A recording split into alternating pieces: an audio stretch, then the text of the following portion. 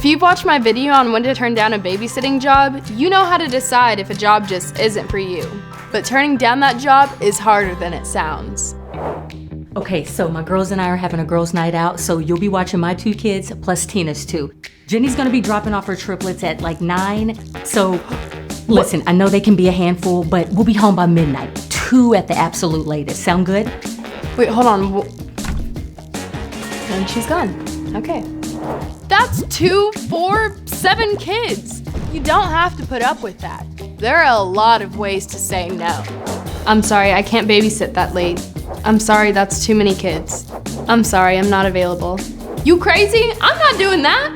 Okay, maybe that last one was a little rude, but the rest of them are all perfectly appropriate responses. Let's see them again, and feel free to write them down word for word. I'm sorry, I can't babysit that late. I'm sorry, that's too many kids. I'm sorry, I'm not available. Some parents are pretty persistent. You would be too if you had triplets and hadn't been out with your friends since before you were pregnant. But don't let that mama of triplets guilt you into taking a job that's more than you can handle. You are a babysitter boss. You have no idea what it's like. I've literally been in sweatpants for 3 months straight. Please.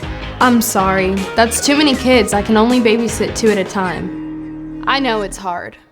All our lives we've been told to obey adults. But this is one situation in which you have to act like the boss that you are and say no. Now let me hear you say no. That was good, but say it with more force this time. Just kidding. I'm not Dora the Explorer. I can't hear you. So now you know. Decide if a job is safe and if you can handle it, and check with your parents to make sure you're available and have their permission. If any of those answers is not a resounding yes, just say no. 'Cause you're the boss.